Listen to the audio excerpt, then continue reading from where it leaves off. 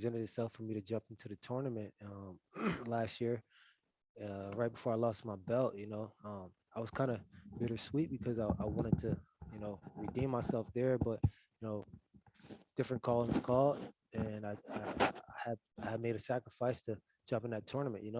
And so for me, I've always considered myself the best guy at bantamweight, regardless of what was going on down there. It was just duty called me at 145, and I just happened to be world class 45er as well. And so I think guys could consider me a 45er when really, I'm a 45er, but definitely the 135-pound king. Physically, how do you feel coming back down to 35 after, you haven't had to cut that extra weight in a while and your training's been different for 45? I mean, it definitely lifted a lot of weight off my shoulders, not having to focus on weight. But more than anything, it's not really about the weight. Um, I just had to, I mean, I stepped away. I mean, we were able to fill out the division. When I was there, it was, I was winning, I was defending my title, in a minute and 15 seconds, blowing through guys. So now that we have a, a bunch of guys down there that are, real names, I mean, they're real studs down there, and can't, I'm being, if we're being 100% honest, with a pool like Horiguchi and the champion Archuleta, or the former champ Archuleta, and the now champion Pettis, those are real studs. So for me to be at 45 and for that field to get filled out like it did, I mean, it just puts things in perspective. I'm ready to go back down and clean house again. Jim? Jim Varsalone with Miami Herald. Curious for you, how did training go for this one? Did you, because of that, in your answer, your last question, did you train with anyone differently for this one to get ready for it? Yeah, I changed gyms, completely moved my life uh, to Southern Florida. Um, I'm out in Deerfields at Sanford MMA, training under Henry Hoof, um, Greg Jones, Jason Strout, just to name a few.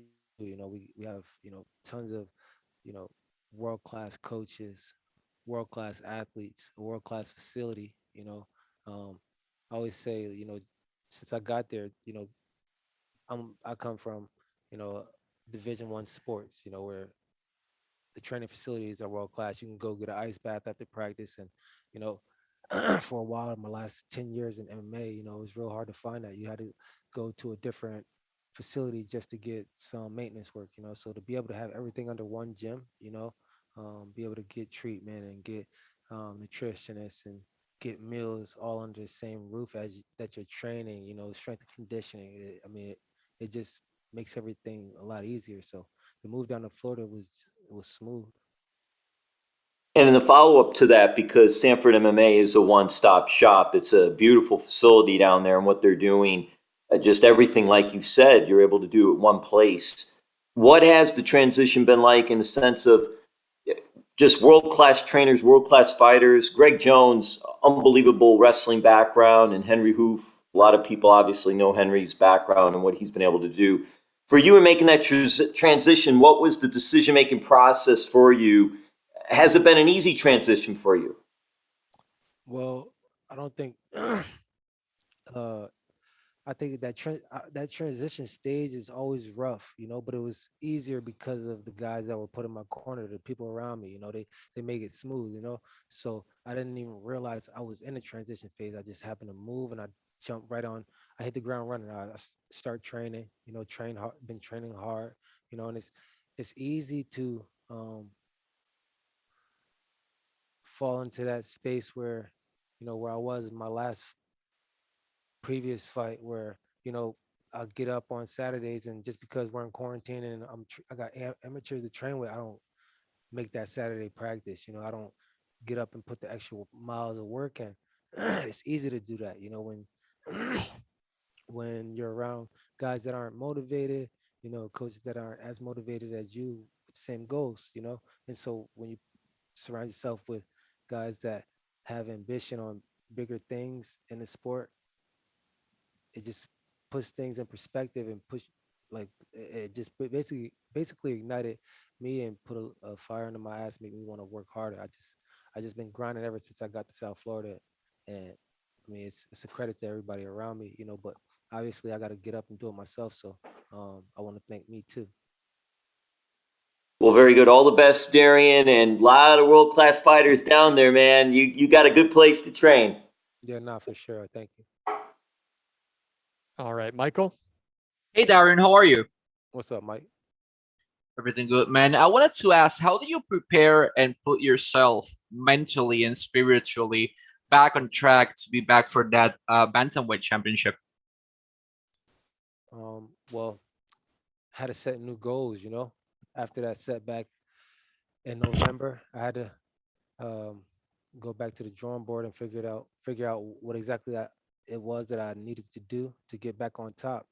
And one being going back down to 135, another being a change in gyms, another being just an overall change in lifestyle.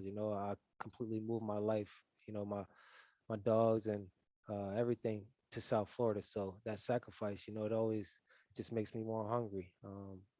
Having a new outlook on things, waking up next to the beach, is just a different feeling. Thank you so much for your time. Sergio. Hi, this is Sergio from Fighter Path MMA. How are you doing? What's up, Sergio? So you've had a couple rematches in your career, and you've had mixed results. Obviously, you lost to Kyoji Horiguchi, but you also have a win as well against Joe Taimanglo. So, what lessons can you apply from those rematches? What can you take from those rematches and apply to this one here? Obviously, there's a bigger gap between these two fights. Well, every rematch that I have had in the previous, I always believed that I was coming out better than this first fight. So I can imagine him coming out feeling that way, but in the same sense, I'm coming out feeling that way as well. So um, I think you're gonna see a better me that night come Friday. I think you're gonna see uh, no difference than the first fight. Our next question comes from MMA Breeze. Hey, Darian, it's Breeze with the MMA Breeze. Sanford is such a complete gym, so deep in talent. You're not the only guy to make the full-time transition there this last year. Why did you choose Sanford, and were you looking anywhere else? I chose Sanford because we got great coaches, great training partners, great facilities. Um, when I look to my right, I got Michael Chandler training hard over here. You know, I got Nick Lentz screaming in my ear while Henry Hoofs over here, making sure Anthony Johnson's on point, So just have that around you puts everything in perspective. You can't dog anything, you got real dogs in the room, you got real killers. And if you want to stand out, you have to be a killer yourself. You got to be a real dog yourself. And so my goal is always always been wherever I go is to stand out. And so um, I'm here at Sanford. I want to bring a belt back to the gym, um, and you know solidify my name here at in Southern Florida and continue my legacy here at Bellator. That's always been my thing is be the best Bellator bantamweight there was. So continue to make strides toward that. Awesome. Thank you. All right, one or two more here. Ronald. This is Ronald Eastman from Getting Real. Darren, how you doing? What's up, Ron? Hey, man, I can't complain, man. And just quoting from what you said on Instagram, you said your road to redemption and it's the beginning of a whole new chapter. So, in your words, what do you mean when you say start to begin a new chapter? Well, road to redemption for me looks like me getting my title back and keeping it. It looks like me coming off a setback, righting my wrongs, and blowing through this division. I should have been a king since 2018 when I first won the title. I had a setback, and so now I'm here to right my wrongs, and I'm here to redeem anything that was either taken from me or that I lost. Last question comes from the line of Head Kick Audio. Hey, what's going on, Darrion? This is Steve from Head Kick Audio. What's up, Steve? All right, so given that you're a former champion at bantamweight, how many fights away do you think you are from another championship fight to reclaim your belt? I think if I go out there and have a great performance, if I go out there and put this guy away the way I should, I don't see anybody in front of me, you know. There are some great fighters here at Bellator. I think it'll be a cool experience to mix it up with with all these guys at 35, because I mean we got a lot of talent, but I don't think there's anybody ahead of me after I go out there and blow through this guy. All right. Appreciate the time, Darrion. Good luck on Friday. All right, thank you.